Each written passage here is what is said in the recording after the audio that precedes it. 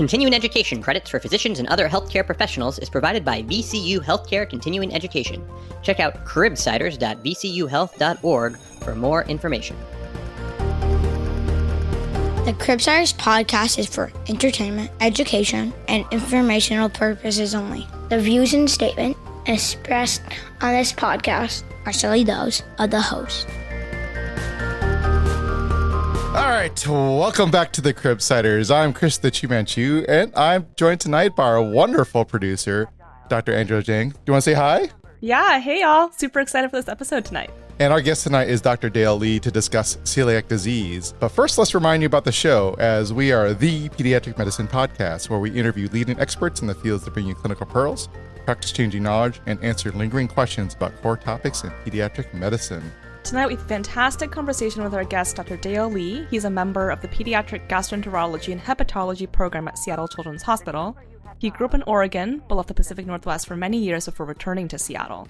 He earned a medical doctorate at the University of Texas Southwestern Medical School and pediatric training at the Children's Medical Center of Dallas. Dr. Lee completed dual fellowship training in pediatric gastroenterology and also nutrition at the Children's Hospital of Philadelphia. He also obtained a master's degree in clinical epidemiology from the University of Pennsylvania. Dr. Lee is a co-chair of the Seattle Children's Nutrition Committee and the director of the Celiac Disease program. He has done some consulting work for Takeda Pharmaceuticals and Cipher Medicine, but these were not relevant in our discussion today. In this episode, Dale teaches us when to screen for celiac, the ins and outs of a gluten-free diet, and the 4 pillars of celiac follow-up. Before we get into the discussion, I have a haiku that was generated by AI. Oh, yeah. A child's body aches. A gluten-free diet will heal their pain and their woes. I'm clapping. Wow, that's great. All right. So we have a fantastic episode today. We have Dr. Dale Lee. Thank you for coming on the show. Thank you for inviting me. I'm excited to chat with you guys. Well, because we're sort of a informal group, we're consulting you here. We're curbsiding by the crib for you, for our Cribsiders. That came out weird, but anyhow, is it okay if we call you by your first name? Please, that would be great. All right, Dale. So we're going to do some just sort of getting to know you questions, just sort of break the ice to get to know you a little better. First, could you just give us a little brief bio on who you are, describe yourself, and let our audience know who you are? Absolutely. I'm a pediatric gastroenterologist with additional formal training in nutrition. And my areas of expertise are celiac disease, inflammatory bowel disease, pediatric nutrition. I have a 5-year-old son at home. My wife is a pediatric dentist. So we do a lot of discussion about nutrition and teeth and stuff like that in my household. And my kid, interestingly, wants to be involved with every cooking process in the kitchen. So it's fun, cute, and highly disruptive. Any fun recipes lately that your kid's been really into? We really try to encourage a decent amount of protein intake as opposed to all carbs. So he's really into French toast these days, and he will not eat eggs outside of French toast. But with French toast, he'll enjoy it. The trick is to let him make the fancy topping. So today, for example, he got to crush up some graham crackers, put a touch of maple syrup on it. He thought it was the greatest thing when he got to spread that on his French toast. That sounds gourmet. It's also the hardest age to it's tasty. Have them eat the different proteins and veggies. So kudos to you.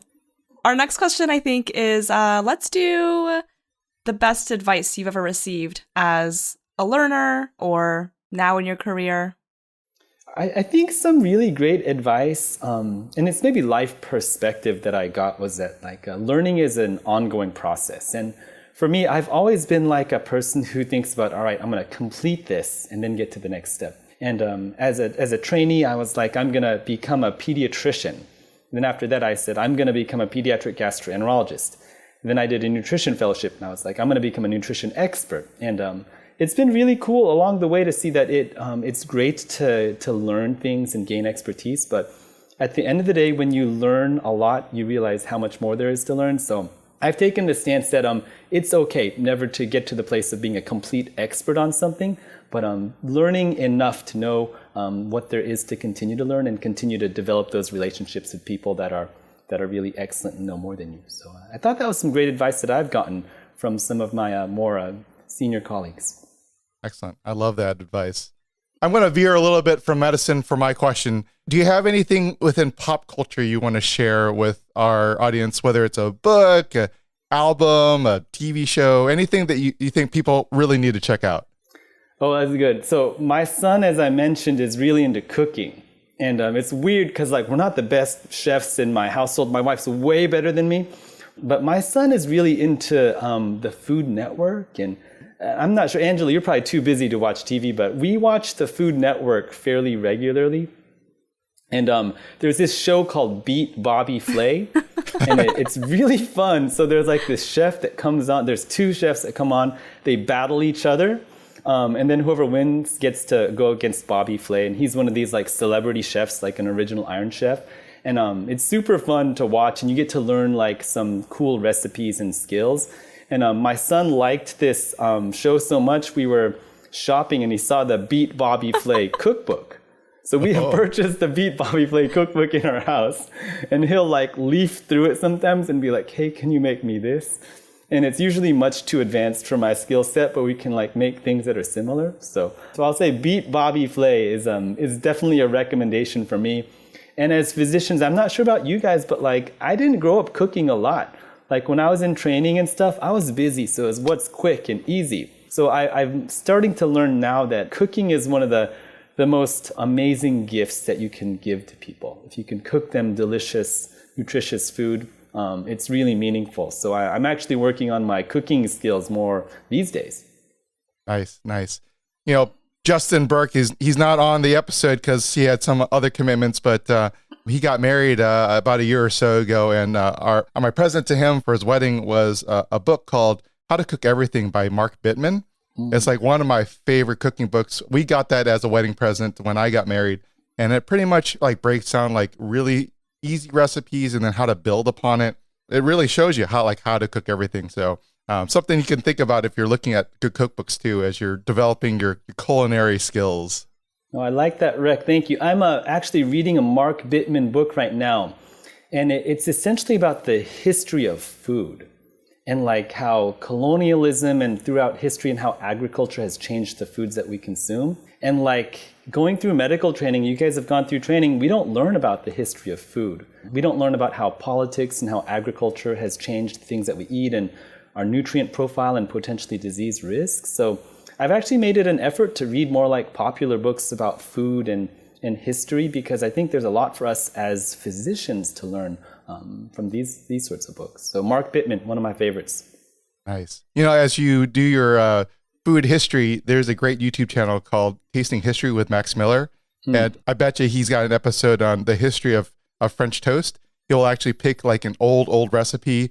He will talk about how he developed the recipe and tried to modernize it so he could cook it with modern day ingredients. And then right in the middle, he'll do a deep dive into the full history of sort of the food or the culture, and then finish off the recipe and taste it for people. So I bet you would sort of enjoy that. I love that, Rick. Thank you. All right. I think we talked a lot, huh? Probably too much. But food's the topic, right? Angela, should we dive into our first case? Yeah, let's do it. All right. And we will definitely be coming back to food later, so don't you worry. Great. So the case would be at the Catholic Children's Urgent Care. So you're working at the urgent care and you go to see a 9-year-old patient, Tatiana G., who is on contact precautions for abdominal pain and diarrhea. When you take a history, the parents tell you that they've been having diarrhea for almost a month. They can't really seem to find any specific dietary triggers.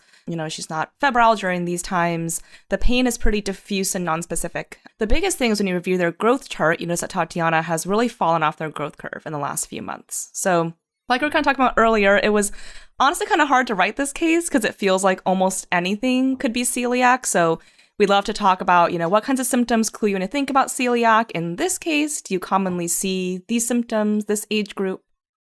Yeah, it's a great case description. And I think one thing that I like to really highlight with celiac disease is it is a disease that has such a wide spectrum of presentation. When people say syphilis is the great mimicker, I think of celiac very similar. It can present in such a diffuse sort of array.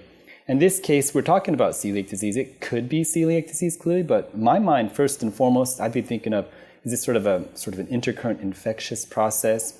the red flag of falling off the growth charts makes me think of, is this like profound malnutrition? Is there some sort of a underlying mucosal inflammatory process like Crohn's, inflammatory bowel disease, celiac? I think those are all on the table. With celiac, sort of the classic traditional presentation is young children, like age 2, 3, 4. They've got the distended bellies, very, very thin extremities, and they have diarrhea. So like a clear malabsorptive picture. But that's sort of the traditional description. Now, the more common presentation, sort of statistically, is people that have like these non-traditional symptoms, like maybe abdominal pain. Maybe they will have constipation.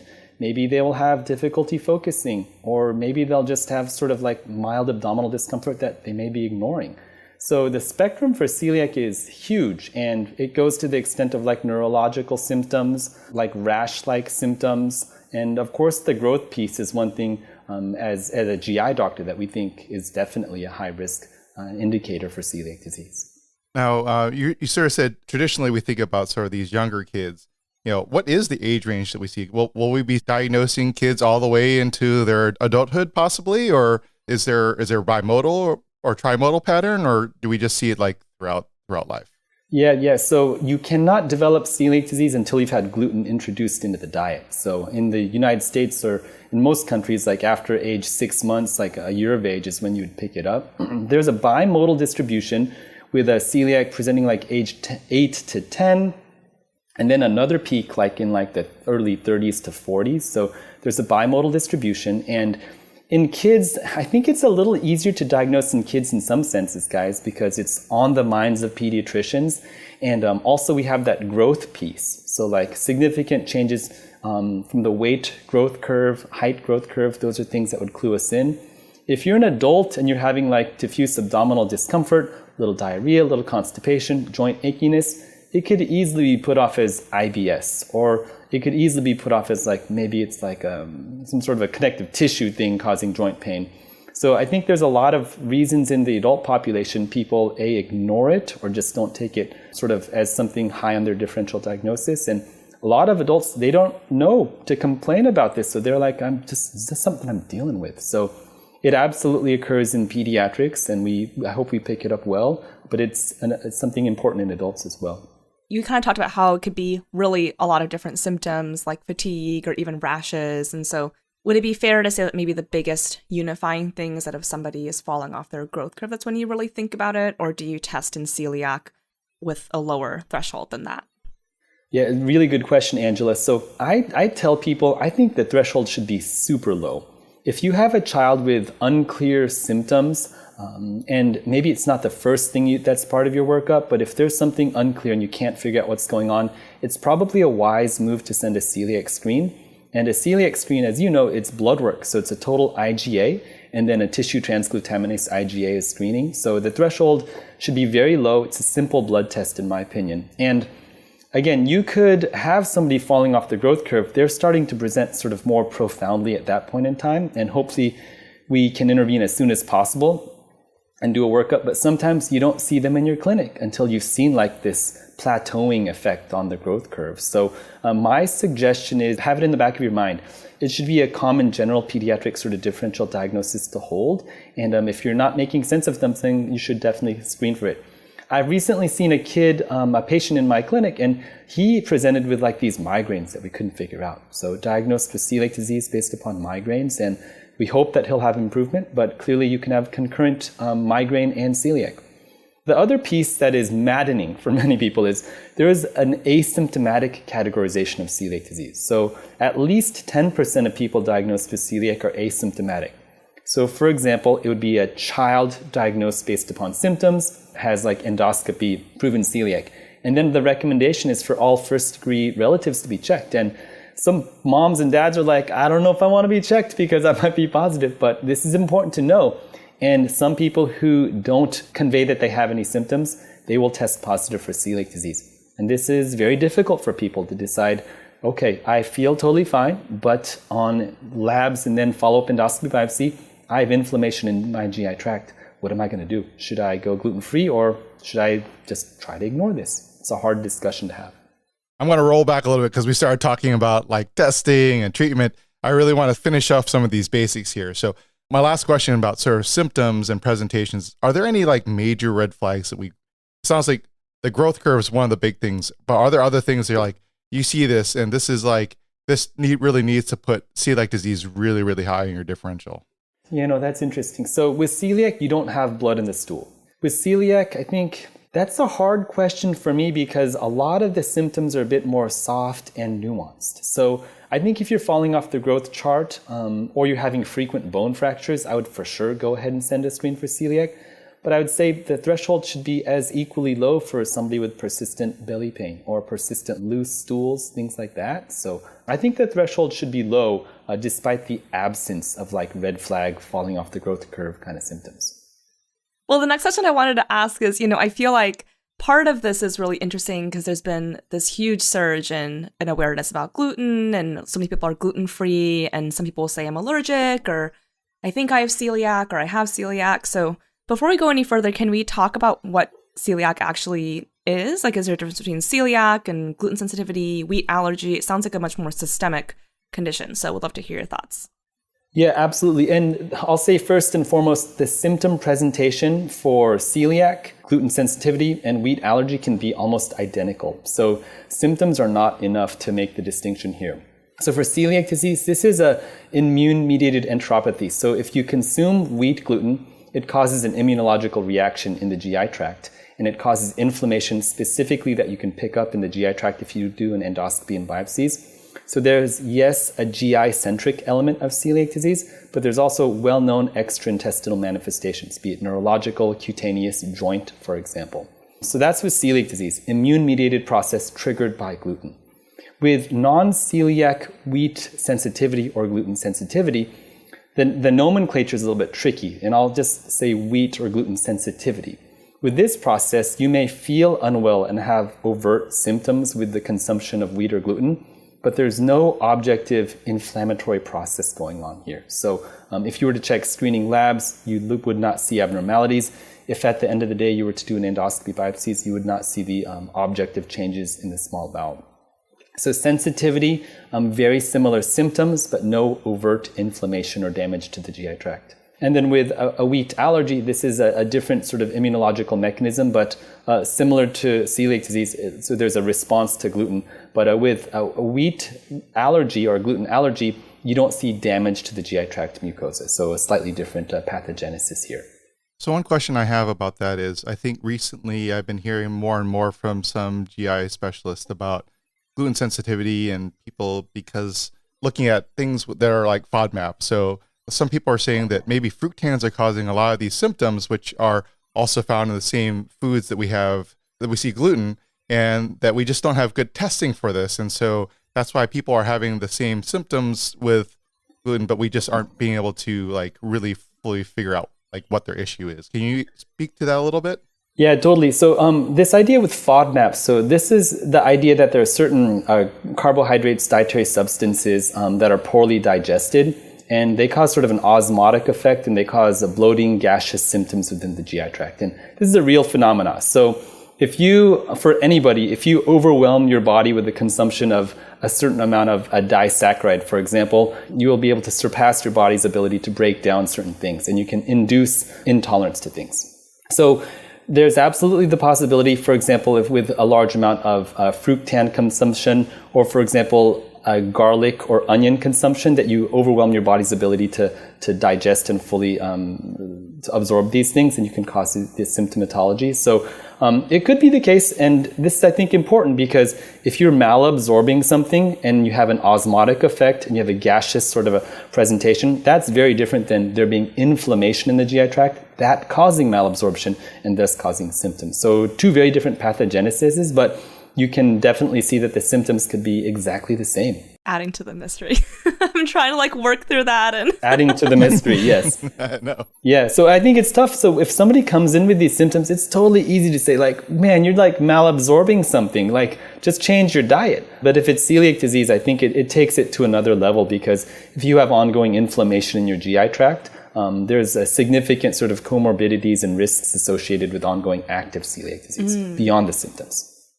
It sounds like it's important to treat celiac for the symptoms, if somebody is having them, but for the asymptomatic people that you're screening for, why is it, I think it's hard to convince somebody that it's important to adhere to like the treatment that we can discuss later.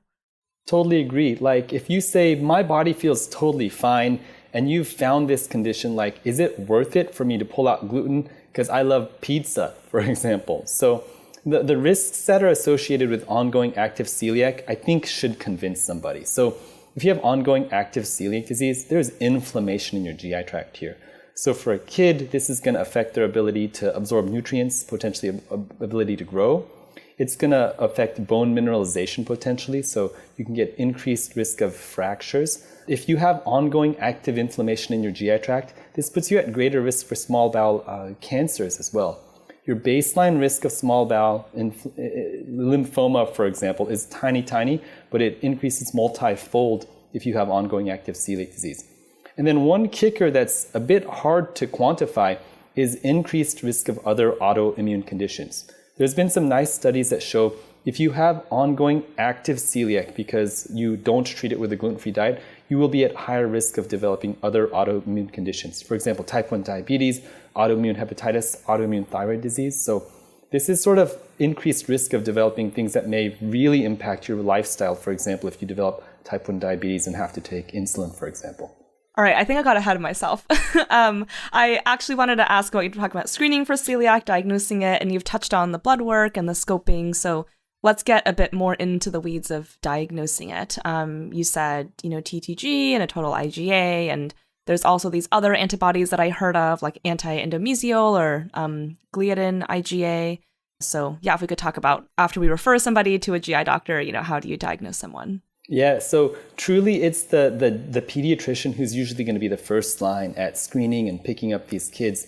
The majority of children that I see in my clinic have had a screening TTG IGA or screening testing and it's positive. So my job is much easier because it's a pediatrician whose acute assessment of the situation and screening helps identify the likelihood of celiac disease. So there's a lot of different antibody tests that you can use, and TTG IGA is by far and away the best predictor of risk of likelihood of having celiac disease. So people discuss like a 95% sensitivity specificity for TTG IGA. Importantly, if your IGA level is low, then you cannot use the TTG IGA based testing. So then you'd be going to some form of IGG based testing. So that would be the deaminated gliadin peptide or DGP IGG. And we'd also consider using the TTG IGG. An important disclaimer, DGP IGG, TTG IGG are not as good at predicting likelihood of celiac disease. So if somebody comes to me with a normal IGA, a normal TTG IGA, but has an elevation in one of those IGG-based parameters, I'm going to say you can ignore those IGG-based parameters because your IgA is sufficient and your TTG IGA is in the normal range. So TTG IGA by far and away the best screener. Anti-gliadin antibodies are unfortunately not very sensitive or specific. So if you have an elevation in one of those, it's high likelihood that it's a false positivity. And then anti-endomysial antibody, this is an important one to talk about. So this is a send-out test. Most hospitals don't do this in-house, so it's usually a send-out test. And I don't use it as an initial screening test. So there are certain standards, and in particular, our European GI colleagues have developed standards where you can use only blood work to make the formal diagnosis of celiac disease. So this is the serological diagnosis of celiac disease. And with the European standards, you can make this diagnosis if the first round of screening shows TTG IGA titer greater than 10 times the upper limit of normal, and then a second set of blood work showing the anti-endomysial IGA being positive. So by those criteria, you could make the serological diagnosis of celiac disease, then you'd follow the course with the implementation of gluten-free diet. You'd follow TTG IGA titer as well as symptoms. Important caveat here, United States doctors, we're not fully in agreement with the European approach at this point in time. So I'm part of some groups where we are trying to better form statements based upon North American sort of joint consensus. And the data suggests that you're very likely going to make the correct diagnosis using the serological criteria. But I think an important thought is if you make the wrong diagnosis for somebody, you are potentially putting somebody on a lifelong gluten-free diet. And this has large implication for sort of dynamics for the family, sort of socialization for the child. So in our opinion, very important to make the correct diagnosis. But I will say I absolutely do use the serological diagnoses in certain situations after some joint decision-making and shared decision-making with families. So your recommendation, say I'm the general pediatrician consulting you or curbsiding you and just saying, hey, I'm worried about this kid. What should I send out? I should send a TTG IGA, a total IGA, and maybe and then start from there. Is that your best recommendation for us? Exactly. And if the total IGA comes back low, which is pretty uncommon, I'd follow that up with IGG-based testing. And then at the end of the day, if you have some level of concern because of the specific symptom presentation, growth presentation, there are certain situations where you have seronegative celiac disease. So if you are worried, at the end of the day, you'd say, let's talk with a GI doctor and go towards an endoscopy with biopsies. And I think with the endoscopy, I've heard that it's really important for the patient to be on gluten when they do it. Is there anything else they need to consider by the time they get to you? Yeah, really important point you bring up, Angela. So if you treat celiac disease by going on a gluten-free diet, and then you scope somebody at some later interval in time, you can have 100% complete mucosal healing, so you'd have no idea that they have celiac disease. So to make the correct diagnosis, a wheat has to be in the system. So a common misconception is that, oh, this child's TTG IGA came back positive. I'm going to tell the family to go gluten-free, go see the GI doctor to have some further discussion. And we say, actually, no, please don't have them go off of gluten quite yet, because we need to have the discussion about, should it be a serological diagnosis we pursue? Should it be endoscopy with biopsy? And in my clinic, one thing we learned was it was taking people like months to get into clinic to see us. And if that's the case, the kid's having diarrhea, abdominal pain, and having significant problems focusing, for example, I'd hate to say, keep gluten in the system until you wait to see me. So we were able to work with our team, and we were fortunate enough to have the bandwidth and resources. So we say, we'll get you in within 2 weeks if you have a concerning TTG IGA. So I have a team of practitioners that I work with, and we will overbook our lunch schedules, etc. We don't want these kids having ongoing poor symptoms as we try to make a diagnosis. If you pull out gluten, sometimes the diagnosis becomes murky. And if you have a murky diagnosis, you don't want to accidentally make the incorrect diagnosis and have a kid pull off of gluten. It's a big deal to come off of gluten.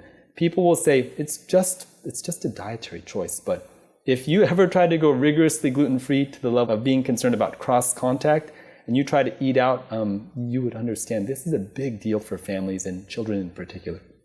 Yeah. So it sounds like we just should try to reach out to our local peds gastroenterologists and see, what they might recommend if we're like, hey, I have a pretty good idea. This one might be celiac. How soon can you get us in? And if not, what would our next steps be? Totally. I would say if you have a kid that's concerning, reach out to your GI doc, and we get it. Like, you got to keep gluten in the system to try to get the right diagnosis, and it should be on us to say, let's try to get you in sooner so that the child doesn't have to have ongoing symptoms. It makes everybody's life easier if gluten's still in the system. And the last thing we want to talk about before we move on to the management and actually diving into the gluten-free diet is, given that celiac is an autoimmune disease, really, and how it correlates with other diseases. So I think about at our hospital, when a kid is diagnosed with type 1 diabetes, they get this automatic screening for thyroid and for celiac, actually. So if I have a kid who does have elevated TTG IGA and a normal IGA, then are there other diseases I should be thinking about, nutritional things I should be thinking about screening at that time? Yeah. I think that the type 1 diabetes piece is really important, and we're actually doing some research with this. So oftentimes kids who are newly diagnosed with type 1, there's a screening for celiac disease, and TTG IGA is elevated. So one important thing that we have discussed is there's a higher likelihood of false positive TTG IGA in the setting of new diagnosis type 1. We think it may be related to just kind of an autoimmune storm process generally. So if a child has no symptoms of celiac that are concerning and they screen positive at that initial type 1 diagnosis, we'll say, feel free to refer them to us as a GI doc, but also feel comfortable trending this out over like every couple months when you see them in your endocrine clinic and see which way things go. Because for some kids, the TTG IGA will normalize. If their TTG IGA is super sky high, our study suggested you would more likely to have a positive celiac diagnosis at the end of the day, but many people will be marginally elevated.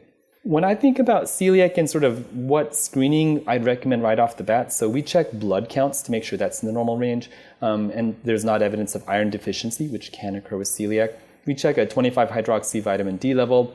And in Seattle, where me and Angela live, like the majority of us are kind of deficient, but the thought is if you have celiac, you'd be more likely to malabsorb vitamin D. And we check liver enzymes, and we don't oftentimes do a diffuse sort of a vitamin level check. And at the end of the day with celiac disease, once you make the diagnosis, things should improve as you go on a gluten-free diet. So I don't even do a DEXA scan to check bone mineral density at baseline.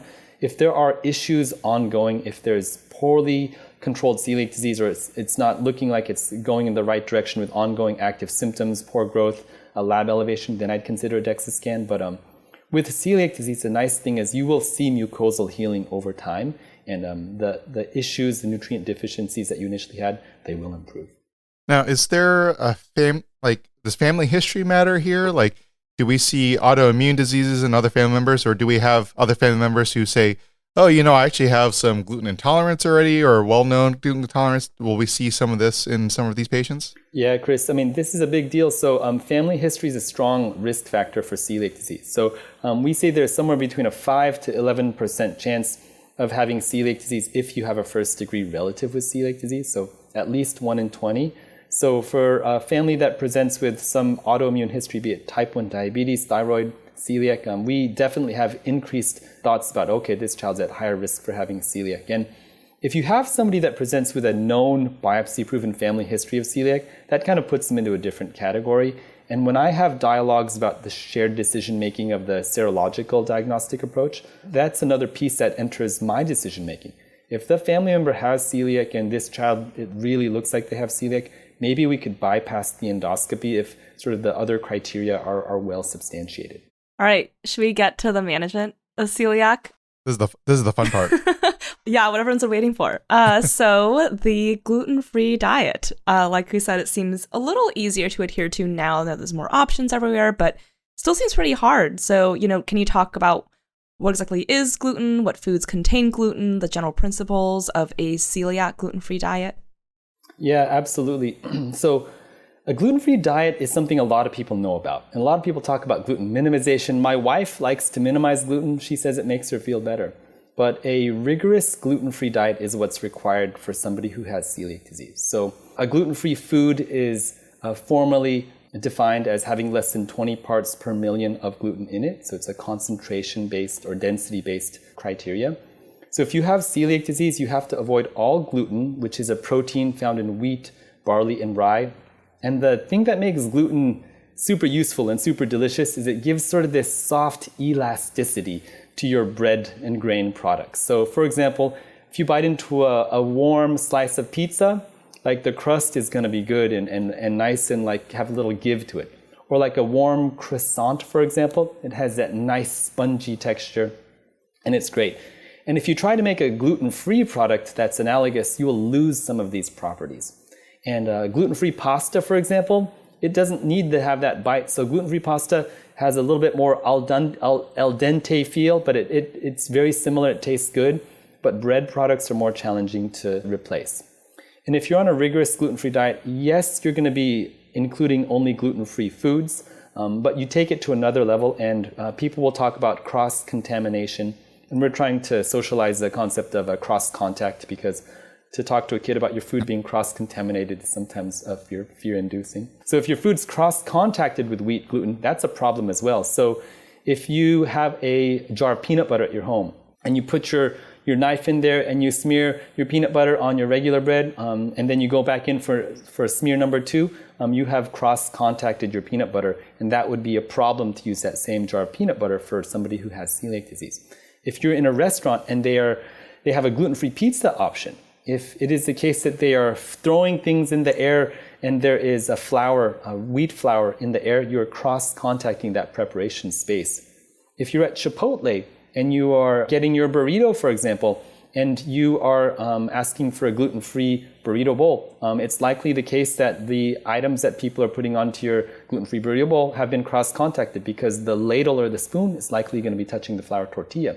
So you by all means can eat gluten-free at many establishments, but it takes it to another level when you think about cross-contact and the importance of minimizing even that level of exposure. And I always tell families, this is a rigorous gluten-free diet, but the balance is we want to be careful not to induce disordered eating like anxiety and fear in kids in particular. So you've got to balance it and say, it's going to be okay if you get cross-contacted, but it is important to learn these principles and we'll help you get there. And it's okay if you're not perfect right off the bat. So that sort of goes into my next question. So obviously, majority of our patients are children probably in school. And as you and many of our listeners know, many kids get lunches at school and breakfasts at school and because their families can't afford it otherwise. How do you approach these sort of situations? How do you talk to parents? How do we interface with maybe the school system to try to figure out how to get them a gluten-free diet? Do you have any suggestions on how to do that management? Yeah, absolutely, Chris. This is a hard thing for families that depend on school. A lot of families that need to be gluten-free, one of sort of the things that gives them comfort is being able to control the environment within their home. And then if your child goes out to a restaurant, a friend's house, even grandma, grandpa's house, it can be pretty stressful for families. And when you think about school, school should be the one place where you also feel safe, like a safe learning environment.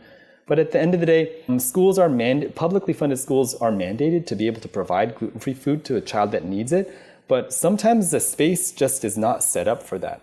So we've had kids who are given a banana and a prepackaged little salad every day for lunch, and that's not a good lunch for a kid. So having a dialogue with the school is really important. And the dialogue with the school should go something like this. My child has celiac disease, and this is a medical condition, and we'd like to set up a 504 plan so that the school, by law, realize that they have to support this child.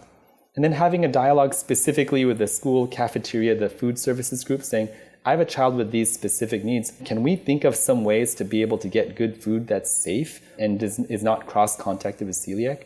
And usually schools are wonderful and willing to collaborate, but they oftentimes have blind spots. They're like, oh yeah, we can do this. And they don't realize that the prep space has been cross-contacted with gluten particles. So it's about sort of giving the schools some grace, but also pushing them to say, guys, this is mandated by law and you can do it. Other schools can do this. I'm just thinking about how difficult it must be to eat out at a restaurant and that there are gluten-free options on the menu, but yeah, you don't really know what they're doing in the kitchen. It is tricky. And for these families, I think this idea of you've got to be able to trust people. If you're going to trust that they're taking care of your child's health and really doing the right things as they're preparing food. So this is not an easy thing to do. And at the end of the day, having a small amount of gluten cross-contact, for some people, it causes overt severe symptoms. But for some people, it doesn't cause any symptoms. The concern would be ongoing frequent overt exposures over time causing active inflammation in the GI tract. And we have more studies that need to be done to understand sort of what's the risk of a tiny bit of cross-contact over time. So my colleagues at Mass General Hospital are doing a celiac follow-up biopsy study where they're doing sort of regular biopsies at the 12 to 16 month mark after diagnosis. So this is going to teach us a little bit more about sort of what's the risk of small amounts of exposure, what's the sort of rate of mucosal healing. It's going to be important for us to understand because at the end of the day, kids, you want to support them to grow and to thrive. And if you are overly restrictive and not supporting them well, this is not good for their growth and development. At the same time, if they're too lax, they will develop potential medical risks associated with active celiac. I want to get to the, how you measure response to a diet and how quote unquote strict do you need to be. Before we move on to that, you talked about gluten and things like croissants or bread, but I don't think I had really a croissant until I was in school and met other kids that weren't Chinese and then demanded that my parents buy it from Costco. So, I didn't really grow up with a lot of bread products until I was school age. So for those families who have cultural diets that are not as bread based, do you have specific counseling pearls that you found useful for them or barriers in terms of acquiring gluten-free versions of their staples? Yeah, I have a question for you, Angela. Did you grow up having soy sauce? Yeah, I did.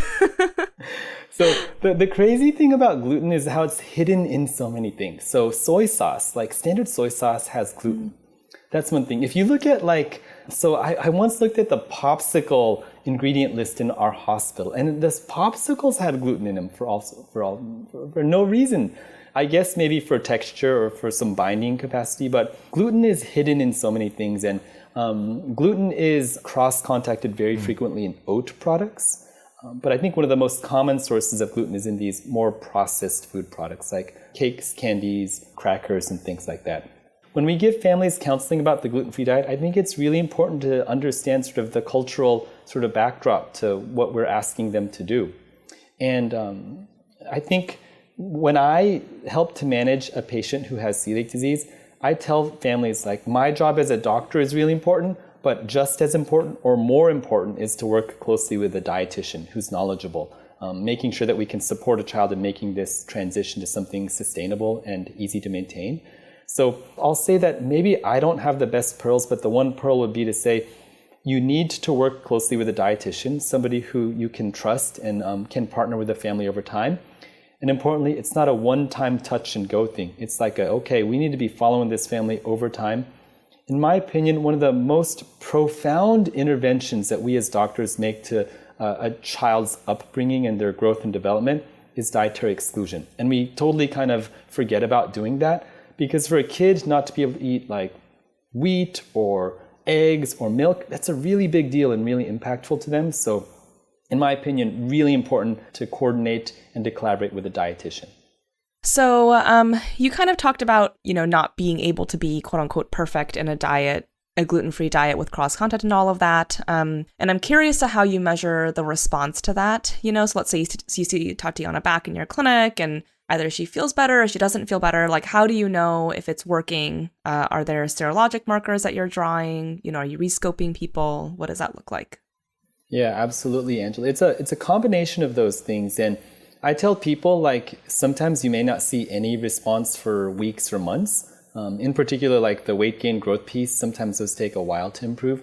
But some people feel immediately well once they remove gluten from their systems. So like overt symptoms like abdominal pain, vomiting, diarrheal stools, those may improve very rapidly. When I talk to my patients, I talk about the 4 pillars of monitoring celiac disease. So pillar number 1 is symptoms. So it's the symptoms that you presented with and also the symptoms of like weight and linear growth. So that's pillar number 1. Pillar number 2 is changes in the TTG IGA titer over time.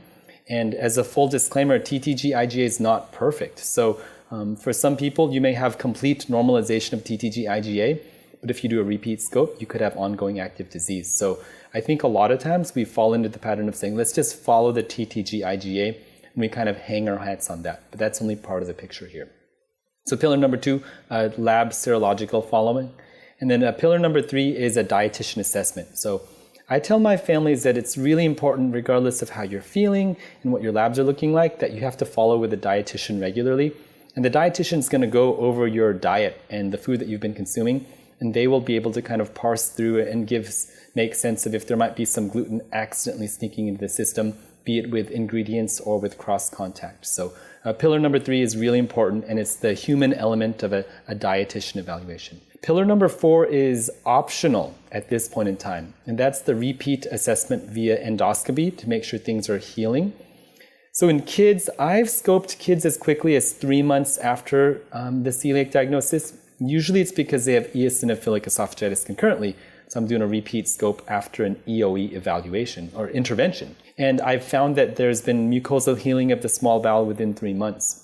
But in general, for folks that are doing a repeat endoscopy, and in adults it's standard to do repeat endoscopy, it's done like 12 to 18 months after the diagnosis and intervening with a gluten-free diet. For some people, if you have ongoing active symptoms or elevated TTG IGA that just will not normalize, the scope is important, part of sort of figuring out what might be going on if there's a concurrent process. But if you're doing pillar number 1, if your symptoms are in good control, weight and growth are excellent, labs are normalized, and the dietitian assessment suggests that things are going very well, then I don't routinely do a repeat endoscopy for people.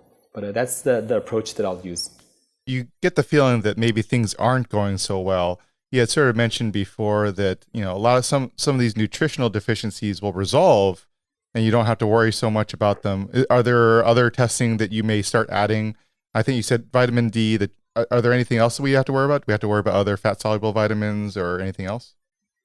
Yeah, I mean, we don't check for all of the fat-soluble vitamins usually because our Western diet is so replete in the majority of these vitamins. But my sort of annual screening for people who have celiac disease is a CBC, which is kind of a surrogate of iron status. We check a 25-hydroxy-D level. We check thyroid function as well.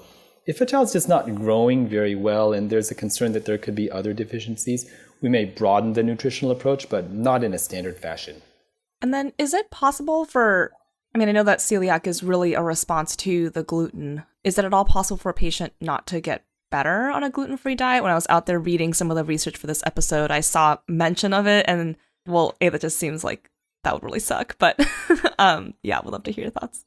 Yeah, there's an entity called refractory celiac disease, and it really is super uncommon, rare in pediatrics. So this is a condition where you have celiac disease and you intervene with the gluten-free diet in a rigorous form and fashion, and you don't have improvement. This is thought to be in adults a primary immunological, like clonal T cell kind of mediated process. So it's a different immunological sort of a process than conventional celiac disease. So it does not respond to the gluten-free diet. And it's almost a misnomer to call it celiac disease because it's such a different process, though it is likely triggered by wheat and gluten. So this sort of rare disease, we should probably be thinking more of, continued cross-contamination or something and sort of chase up that tree instead of going that way. Is that something you would suggest? Yeah, exactly, Chris. So, I mean, I would think about, is there intentional versus unintentional gluten exposure? Might it be the case that the child has like an infection like Helicobacter pylori gastritis duodenitis, can present with TTG IGA similar symptoms? Or we've had kids who we thought it was celiac disease, and at the end of the day, we're like, this is weird, not improving. And oh, wow, they have elevated inflammatory markers, their growth is poor. And we do a repeat scope. Oftentimes we consider upper and lower endoscopy, and it's like Crohn's disease, for example. So if you're not getting better, then you really need to think through like what's going on. And it could be as simple as active ongoing gluten exposure, but it could be a different process altogether. Are you often adding H. pylori testing in your scopes? So whenever I do an endoscopy, so my standard endoscopic approach is I'll go down to the duodenum and we'll get at least 6 specimens from the duodenum, 4 from the second to third portion, and at least 2 from the bulb, which is the very first portion of the duodenum.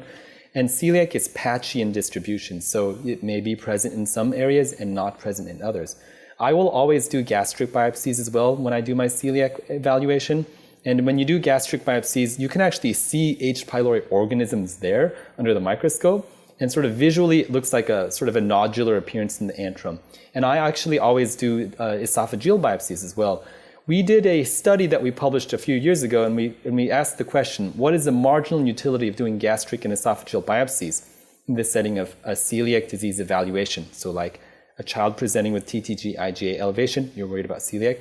We found that like we picked up some eosinophilic esophagitis that we would not have picked up otherwise. And we've actually picked up H. pylori in one case. So again, there's probably some benefit to doing a more sort of extensive endoscopic evaluation while under anesthesia. But again, I think you don't want to do more than you have to do. But if a child's under anesthesia and you have this opportunity, it's really like adding on like 60 seconds per region of biopsy. So it's not quite a big lift to do. But the primary pediatrician could add something like the H. pylori, like antigen testing if you had the travel or family history. Potentially, yes. So there are GI guidelines about how H. pylori should be diagnosed endoscopically, but by all means, I think in a practical sense, like if a child's having clear symptoms, and maybe even like a family member who has H. pylori, doing stool-based antigen testing or the urease breath test would be something. Yeah, I was going to say we don't do serology for H. pylori as much anymore, right? No, that's not good. So I guess before we talk about some take-home points, I really want to ask. I like this question because it's sort of like it's more hopeful look at the future. So like are there ongoing studies or emerging treatments for celiac disease that may be relevant here? Are there medicines or supplements that are on the horizon that we can use? Or are there any actually supplements or medications we can use now? It's a great question, Chris, and a lot of families will ask this question. And if you go on Amazon or you go to a health food store, you can find enzymes that reportedly digest gluten. So I'll tell you right now, I think, unfortunately, to have something sort of pharmaceutical grade that can make sure that you stay healthy, it has to be studied much more rigorously than some of these enzyme supplements that are out there. So I would not recommend taking a gluten digesting supplement that's out there right now. But the landscape of celiac disease is very promising. And the great thing about celiac disease is we can treat it well with a gluten-free diet. But the hard thing is a gluten-free diet is not easy to maintain. So right now on the landscape, there are multiple medical drug therapeutics in the process of being studied, development as well as clinical trial, for helping to support people who have celiac disease. So some of the medications range from medications that are enzymes that degrade gluten to medications that alter your body's ability to absorb gluten, to medications that bind gluten, keep them in the lumen of the GI tract so you don't absorb them and it doesn't interact with your immune system at all. And there are other medications that are trying to really alter your immunological response altogether to gluten exposure. So there are many different mechanisms of action here in play. And the exciting thing is that there is incentive and there are pharma biotech companies developing these therapies. And there will be a huge, huge demand for these, in my opinion, because for people who have celiac disease, it's great to be able to operate on a gluten-free diet. But when you eat out at a restaurant, where you go to grandma's house and she's made you a delicious meal, you're like, I'm not sure if grandma understands what a strict gluten-free diet is. To be able to have a med that might allow you to have some freedom, at least during certain meals, would be great. And then for other people, for example, a child who's developed anorexia or disordered eating because of the rigors of gluten-free diet and anxiety, like to be able to say, you have a medication option and you maybe don't have to avoid eating gluten at this juncture in time, but maybe you could go to that later. It'll be groundbreaking and life-changing. I think about many medical diseases. I think inflammatory bowel disease is a great example. It's a disease process where we use medications to suppress your immune system. But there are also dietary approaches that can work. In celiac, there's only one proven therapy at this juncture in time, but my prediction is within 5 to 10 years, there will be drugs that come to market that allow people to have some flexibility in how to treat celiac disease. And I think it will be extremely welcomed by our patient population and extremely welcomed by anxious moms and dads who have kids going to birthday parties as well. Oh, well, I just think a lot of us are looking forward to that point in time. You've given us a lot to think about. I think to start wrapping up, out of everything we talked about, do you have any main take-home points for our listeners as we integrate this into our practice? I think main take-home point, don't feel bad about getting a negative celiac screening serology. You're doing the right thing. If you are thinking about celiac disease to send off that screening test, absolutely the right thing to do. And then the other piece is if it's taking a while for your patient to get in to see gastroenterology and you're thinking, should I just put them on a gluten-free diet? Please call your local GI doc and say, I have this patient and I'm worried about celiac. Is it possible to get them in sooner so we can keep them on gluten up until they see you? Those were fantastic take-home points. I really love those. And I think our listeners will really appreciate the discussion we had today and hopefully come out with some great learning from this. Before we say goodbye, do you have anything you want to plug? Are there any societies out there, any cool things that you think that our listeners should check out, websites or whatnot? Well, I think in terms of the world of celiac disease, there's a Society for the Study of Celiac Disease, which is great. So if anybody wants to learn more about celiac disease research or be part of the celiac disease community, that would be awesome. And I think otherwise, your dietitians, guys, are going to be oftentimes much more knowledgeable about gluten-free things than us as physicians and other healthcare practitioners. So I'd say talk to your dietitians about celiac disease and what resources they have, because I've learned a tremendous amount from our dietitians. Excellent. Well, thank you so much. We appreciate the time you spent with us tonight. And I think we'll just take it away from there. Thanks again.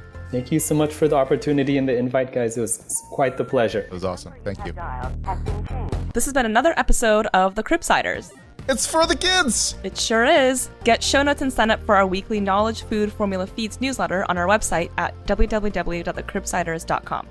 We're committed to providing you with high-value, practice-changing knowledge, and to do that, we need your feedback. So please subscribe, rate, and review the show on Apple Podcasts or contact us at thecribsiders@gmail.com.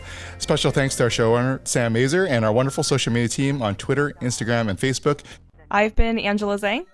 And this has been Chris the Chu Manchu. And if you made it all the way to the end, I'm going to read a poem that was generated by AI on pediatric celiac disease. A child's body is a temple, a sacred place to be kept whole. But when gluten is consumed, the body's walls begin to break. The immune system attacks, and inflammation takes its toll. The child may suffer pain, and their health may start to fail. But there is hope, for there is a cure. A gluten-free diet can heal. With this change in diet, a child can live a healthy life. Oh. Quiat, a good poem. Yeah, it sounded better in my head. There are many producers that are good at puns, and I am unfortunately not one of them. That was my one and only attempt. That's fine. It's still better than what I would have come up with. See you guys later. Bye. Bye. You have dialed has been changed. The new number is...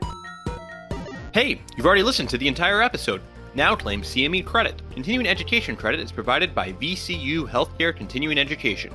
VCU is accredited to provide continuing education to the entire healthcare team.